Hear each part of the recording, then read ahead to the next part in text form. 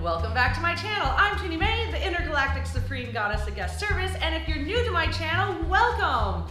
I am here to talk about great service, and today I have more of a little story, but of course, woven in there are some great tips. So today I would love to talk about the plate pusher and the napkin trick. Who is the plate pusher? I think all of you have seen the plate pusher. The plate pusher to me is someone where they were never taught how to actually act politely in a restaurant. But you know what? In a restaurant, we get all different kinds of special people, and of course they are all welcome. So we need to make them feel very welcome. And also, if you have someone that is the plate pusher, we need to make the people around them also feel comfortable and welcome. So we have here a little setup. We have our plate, and we have our fork and knife here, and we have our little napkin here. And let's say the guest is all done eating, so they're using this. They crumpled up because they didn't have the best of manners. They just throw it in their plate here, and they take their spoon and fork here, and their guests are still eating over there, and that's fine and everything. This is where actually we're taught that you should maybe not pile it on there. Keep everything here until your guest is done eating, and then everyone's pretty much at the same points, kind of finishing up, setting their napkin nicely on the side, putting their fork and knife at 5 o'clock to signal to the waiter that they're done. But no, the plate pusher, they ended up throwing everything on here. They have no consideration on whether their guests are finished eating or not, and they just push it to the side as a big hint to us that we should come down and get their plate. Now, I can see it may be necessary if, for example, they're in a meeting and the plate pusher is actually somebody that has a computer that they need to set here and they need the space. Now, if I see them going down into their computer bag and taking out a computer at the time and they plate push, I would definitely come down, make sure I had something to wipe the countertop off, and of course take their plate away and make space and make it clean so that they can put a computer down there and they can finish their meal. But if there's no computer and they're just pushing it because they do not want this plate next to them anymore, of course, we need to come down and deal with the situation. So, let me go get my tray. Alrighty, I have my tray now, and for the plate pusher, I am actually going to come down with a little space plate, I guess I would call it. They're not actually going to use it for anything, and I would come down with a fresh new napkin. Sometimes in restaurants you have many different size napkins.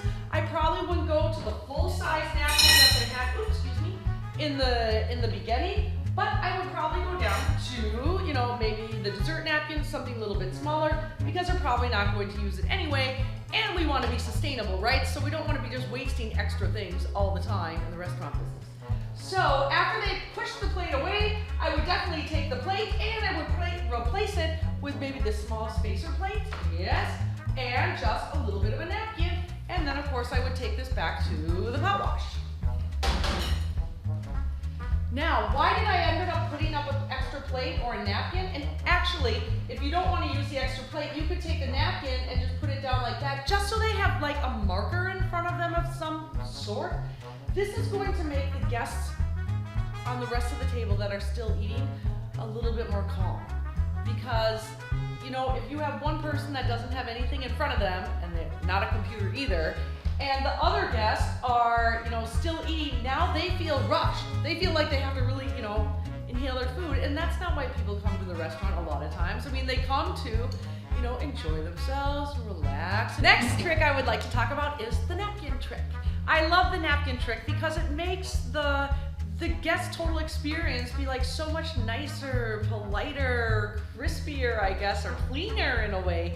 And that is just to be very aware when the guests are actually done with their napkin. Let's get a napkin.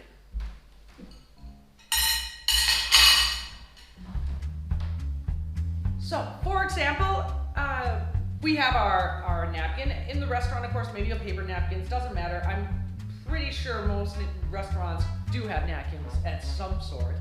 And let's say they're laying here, and then hopefully if the guest knows what they're doing, they will end up putting it on their lap, which is the correct thing to do.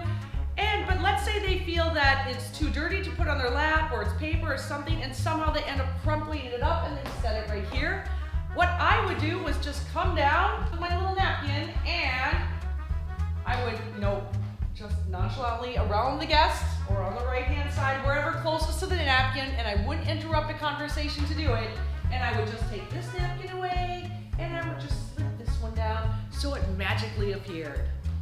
And I love that napkin trick because then they always have a clean napkin and the table looks really clean, and it also makes the guest who had a dirty napkin look like a cleaner person to their guests as well.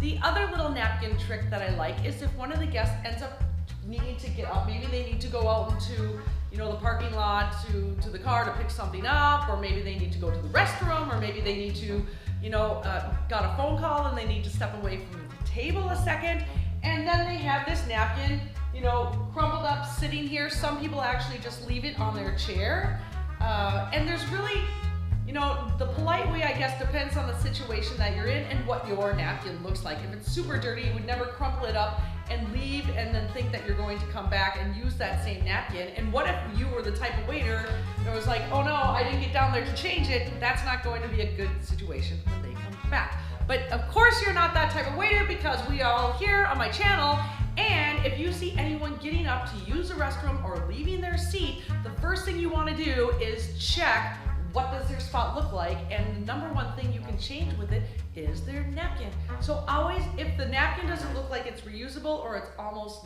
if it's almost new, then of course leave it. But if it's not and is a little bit dirty, please take their old napkin away and put the napkin down there so that when they get back from the restroom, it looks just really nice and neat.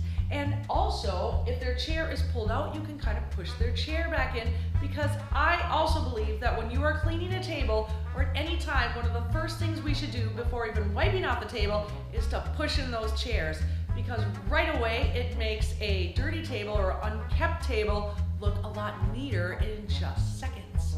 Hey, give this video a thumbs up and subscribe to my channel if you haven't already. I know there's a lot of people that are watching that haven't subscribed, but by doing that, that will help this video get out to a lot of other people. I hope this week that you can try the plate pusher and the napkin trick on your next shift, and I wish you a really good week. Thanks for joining in. I'm Ginny Mae, the Intergalactic Supreme Goddess of Guest Service, and I thank you so much for watching my video.